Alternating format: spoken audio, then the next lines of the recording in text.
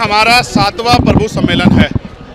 सहारनपुर से शुरू हुए हैं और 18वां सम्मेलन खत्म हो गए, तब हमारे मंडल स्तरीय सम्मेलन खत्म होंगे।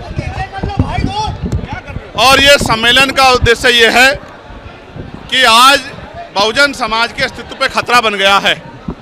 चारों तरफ से संविधान में जो प्रदत्त अधिकार उनको मिले हैं, उन अधिकारों को खत्म किया जा रहा है। चाहे वो आरक्षण हो, चाहे शिक्षा हो, चाहे नौकरियां हो, चाहे और जमीनें मिली हों, चाहे और अधिकार हों, उन सब अधिकारों पर डाका पड़ रहा है। चाहे बिजली के निजीकरण का मामला हो या शिक्षा मित्रों का मामला हो, उनके समायोजन का, चाहे 69,000 शिक्षक भर्ती का मामला हो, तमाम तरह से कमजोर वर्गों के खिलाफ अन्याय किया जा रहा है। मुसलमानों पे बुलडोजर चल रहे हैं, उनके घरों को जमींदज किया जा रहा है, उन पे गोलियां चल रही है। दलित पिछड़े वर्ग के लोगों को मार मार के लटकाया जा रहा है। उनकी बच्चियों की अस्मतों पे भी हमला हो रहा है। कानून व्यवस्था खत्म हो चुकी है। ऐसे में अस्तित्व बचाओ, समाज में भाईचारा बनाओ, कमजोर वर्गों को जोड़ो और जोड़ के प्रभु जन सम्मेलन के जरिए भविष्य की तैयारी करो। जो 15 साल का सूखा है उसको खत्म करो, राजकाज लाओ और लोगों की समस्या दूर करो। जातिगत जनगणना होनी चाहिए, उसके साथ साथ उसके आखिरी आंकड़े भी जारी होने चाहिए।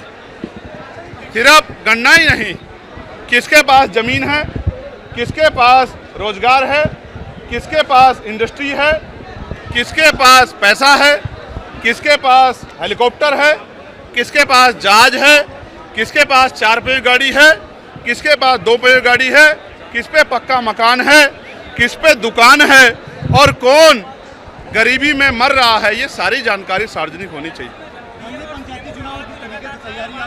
पंचायत चुनाव बहुत मजबूती से आज़ाद समाज पार्टी काशीराम और भीम आर्मी लड़ेगी। उसके लिए वो संघर्ष कर रही है, गांव-गांव प्रचार कर रही है, बूथ कमेटियां बना रही है, सेक्टर कमेटियां बना रही है, ग्राम पंचायत समितियां बना रही है, भाईचारा को 12 जातियों को जोड़ के भाईचारा कमेटी बना रही है, तमाम तरह से उनके मुद्दों के लिए संघर्ष कर रही है।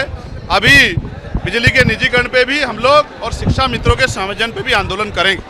हम लगातार कोशिश कर रहे हैं कि आज़ाद समाज पार्टी तेजी से आगे बढ़े और उसके जरिए लोगों की समस्याओं का हल हो। 2027 के चुनाव से पहले जो गुंडा राज उत्तर प्रदेश में चल रहा है उसको खत्म करना होगा।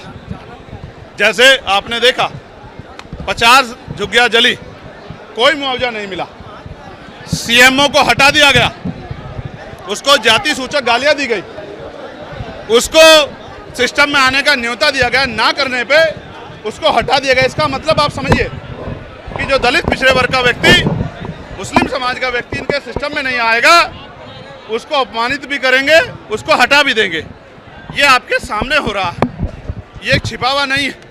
और जिस तरह से कौशाम्बी में सरकार ने गलत तरह से षड्यंत्र करके जिनकी बेटी के साथ अन्याय हुआ, उन्हीं को आरोपी बना के उनके लिए लड़ने वालों को जेल में डाल दिया, ये भी पाल समाज के साथ जो अन्याय हो, ये भी किसी छिपा हुआ नहीं। इसलिए मैंने उस घटना की सीबीआई जांच की मांग की है। बहुत जल्द मैं उस परिवार से मिलने के लिए भी जाऊंगा।